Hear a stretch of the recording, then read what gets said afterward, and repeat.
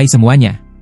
Pernahkah kamu bertanya-tanya, kenapa orang tua kita selalu menyuruhmu mencari kerja, padahal begitu banyak teman dan kenalan yang sukses membangun bisnis sendiri?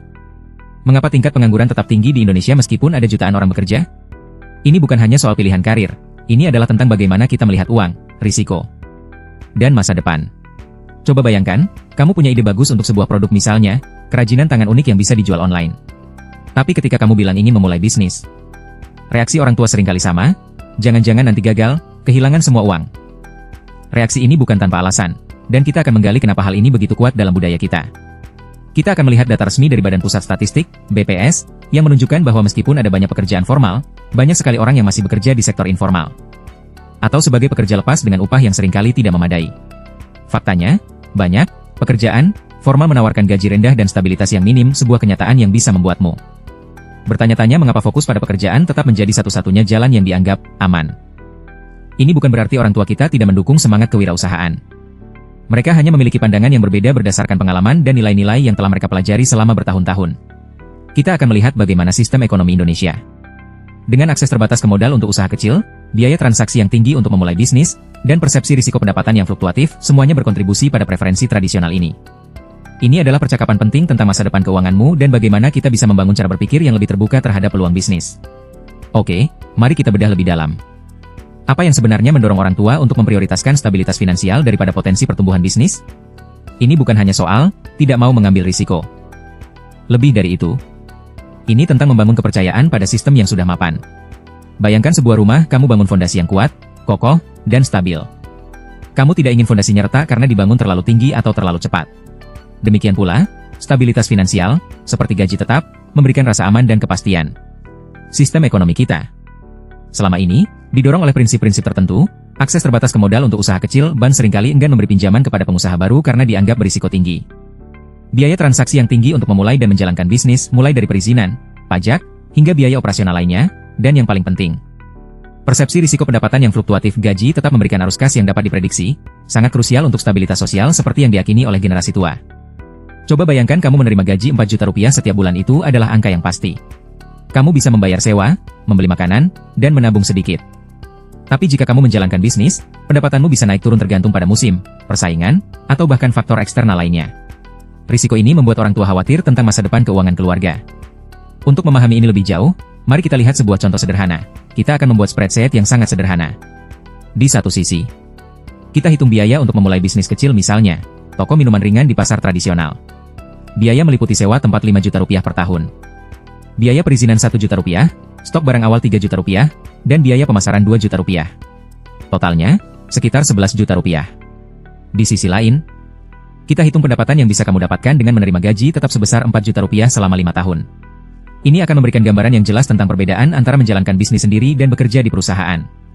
Perhatikan bahwa ini hanyalah ilustrasi sederhana. Dalam kenyataan, biaya dan potensi keuntungan bisa jauh lebih kompleks.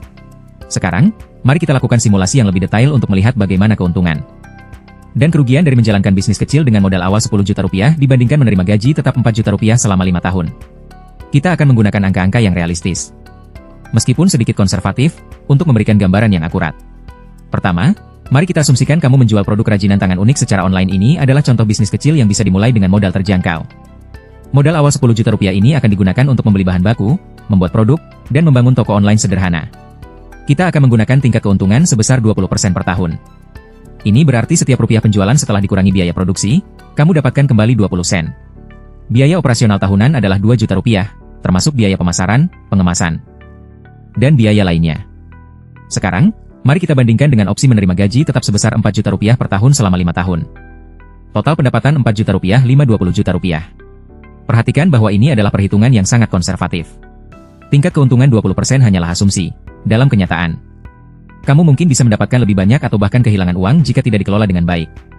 Namun, simulasi ini menunjukkan bahwa menjalankan bisnis kecil dengan modal awal 10 juta rupiah memiliki potensi untuk menghasilkan keuntungan yang signifikan sekitar 30 juta rupiah selama 5 tahun. Kita akan menggunakan rumus sederhana untuk menghitung Net Present Value, NPV, yaitu nilai sekarang dari semua arus kas masa depan yang diharapkan. Rumusnya adalah cash flow, 1 discount rate, year.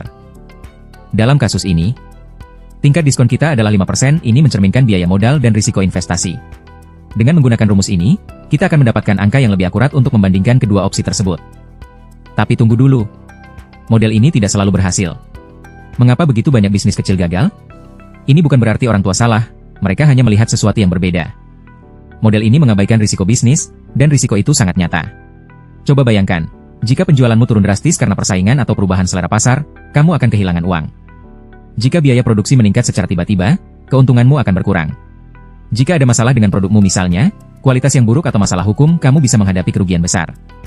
Data bisnis failure rate di Indonesia memang sulit didapatkan angka pastinya, tetapi sumber-sumber seperti Bank Indonesia menunjukkan bahwa sekitar 30% hingga 50% usaha kecil dan menengah, UKM, gagal dalam 3 tahun pertama. Mengapa begitu banyak? Karena mereka tidak siap untuk menghadapi tantangan yang ada. Sekarang, mari kita lihat bagaimana hal ini berhubungan dengan stabilitas finansial keluarga. Model ini mengabaikan jaring pengaman yang disediakan oleh pekerjaan tetap gaji tetap memberikan arus kas yang dapat diprediksi, memungkinkanmu menabung dan berinvestasi secara bertahap. Bisnis, di sisi lain, sangat rentan terhadap kegagalan, sehingga mengakibatkan kehilangan modal dan mengurangi stabilitas keuangan keluarga. Selain itu, ada faktor psikologis yang berperan. Orang tua seringkali cenderung risk averse, mereka menghindari risiko karena takut kehilangan uang. Kecenderungan ini telah diturunkan dari generasi ke generasi, menciptakan siklus di mana orang tua lebih memilih pekerjaan tetap daripada memulai bisnis, meskipun ada potensi keuntungan. Kita akan melihat data tentang tingkat tabungan rumah tangga Indonesia. Meskipun angka-angkanya bervariasi, rata-rata rumah tangga cenderung memiliki tingkat tabungan yang relatif rendah dibandingkan dengan negara-negara maju. Hal ini sebagian disebabkan oleh ketidakpastian ekonomi dan risiko investasi yang tinggi. Bahkan kerugian kecil pun dapat berdampak besar pada stabilitas keuangan jangka panjang keluarga. Jadi, apa yang perlu diubah dalam cara kita memandang bisnis? Ini bukan berarti sistemnya salah. Sistem ini mencerminkan realitas ekonomi dan sikap masyarakat terhadap risiko yang telah terbentuk selama bertahun-tahun. Kita tidak bisa mengubah masa lalu, tetapi kita bisa mengubah masa depan. Kuncinya bukanlah untuk meninggalkan jaring pengaman yang disediakan oleh pekerjaan tetap gaji tetap memberikan stabilitas dan kepastian. Sebaliknya, kita perlu membangun portofolio keuangan yang terdiversifikasi termasuk usaha kecil atau bisnis sampingan sebagai sumber pendapatan tambahan, serta investasi tradisional seperti saham dan obligasi. Coba bayangkan kamu memiliki pekerjaan tetap di kantor sebagai karyawan biasa. Kamu mendapatkan gaji 4 juta rupiah setiap bulan dan menabung sebagian untuk masa depan. Di samping itu, kamu juga menjalankan bisnis kecil secara online menjual kerajinan tangan yang kamu buat di waktu luang. Pendapatan dari bisnis kecil ini tidak terduga, tetapi jika berhasil, bisa menambah penghasilanmu dan memberikanmu kebebasan finansial.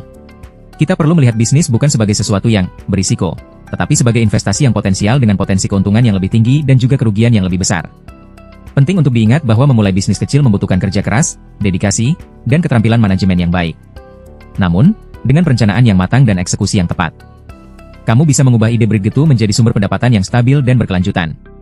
Sebagai langkah awal, kamu bisa mengeksplorasi opsi-opsi seperti microfinancing pinjaman kecil yang tersedia untuk membantu pengusaha baru memulai bisnis mereka. Selain itu, mulailah dengan modal yang kecil dan bertahap, jangan langsung berinvestasi terlalu besar.